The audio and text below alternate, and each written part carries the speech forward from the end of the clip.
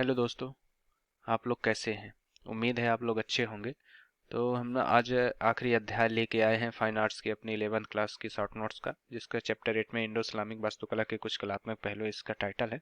इससे पहले हमने चैप्टर 1 से लेकर चैप्टर 7 तक का डिस्क्राइब कर दिया है और इसका वीडियो मैंने यूट्यूब में अपलोड कर दिया है। जिन्होंने भी ये वीडियो देखा है उनके लिए अच्छी बात है कि हम आगे शुरुआत करेंगे, और जिन्होंने भी नहीं देखा है तो उसके लिए कोई बड़ी बात नहीं है। हमने इसके डिस्क्रिप्शन में उसका लिंक डाल रखा है।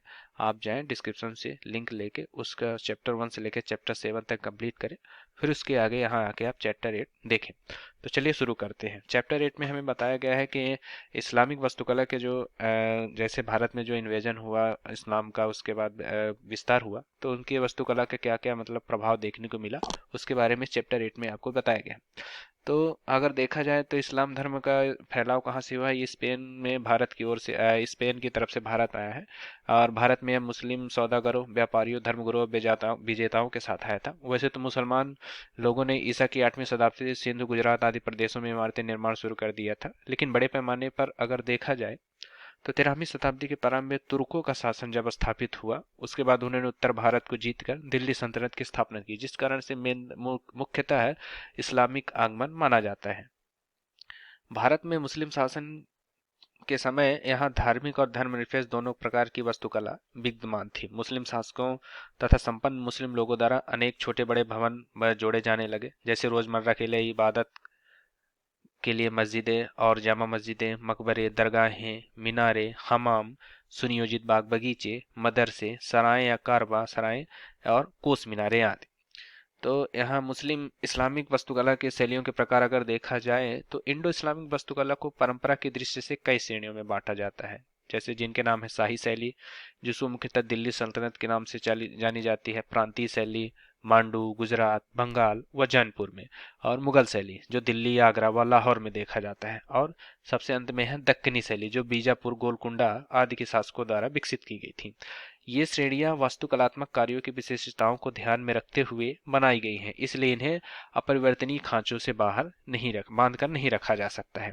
उदारतापूर्ण ग्रहण और प्रभाव प्रांतीय शैलियों में बंगाल, जौनपुर की वास्तुकला में अलग अलग माना गया है। वैसे गुजरात की वास्तुकला एक अलग प्रकार का क्षेत्रीय है, क्योंकि उसके संरक्षकों ने मुगल कालीन वास्तुकला को अपना लिया था। उदाहरण के लिए तोरण जो बनाए जाते थे, मेहराबें जो बनाई जाती थी, मेहराबें में जो सरदल बनाए जाते थे, ये मुगल कालीन वास्तुकला के हिसाब से बनाया जाता है।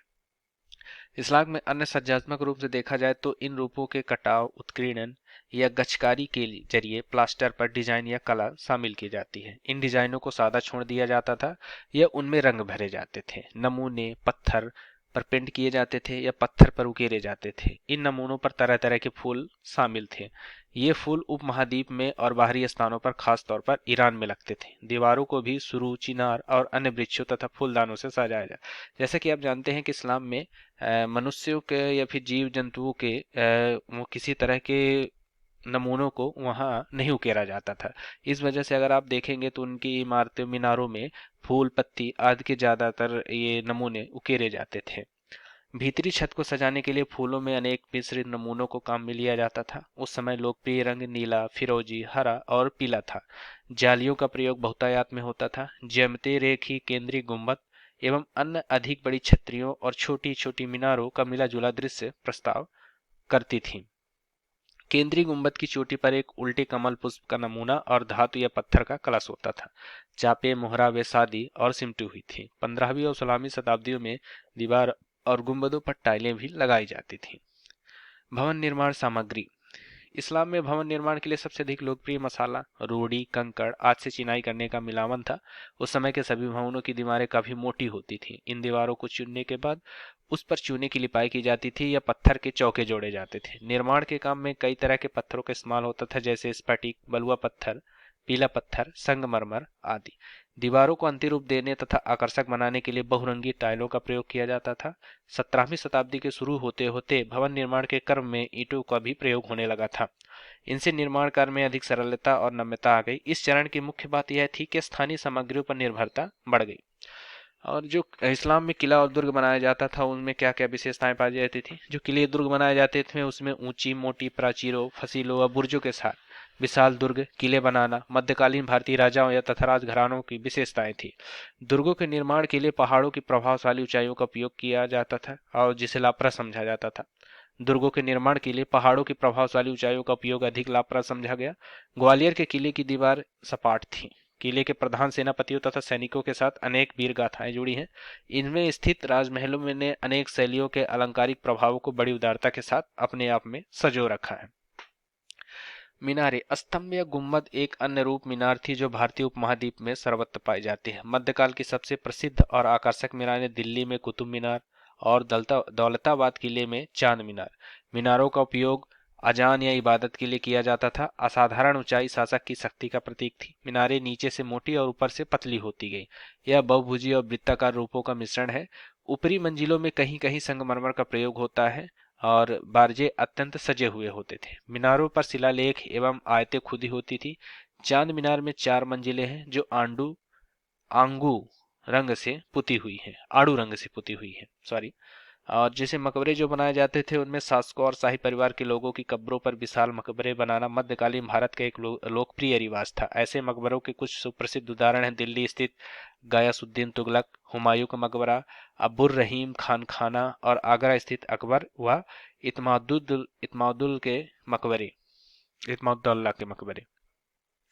शुरुआत में मकबरे पर उर्दू आयतें लिखाई जाती थी। मकबरों का निर्माण शक्ति प्रदर्शन का भी एक हिस्सा थी। समय के साथ साथ मकबरों के निर्माण में परिवर्तन आता गया और जो सराय बनाए जाए इस्लामिक सराय बनाई जाती थी उनमें मध्यकालीन भारत की एक अत्यंत दिलचस्प परंपरा सराय बनाने की भी थी जो भारतीय उपमहाद्वीप में शहरों के आसपास यत्र तत्र बनाई जाती थी।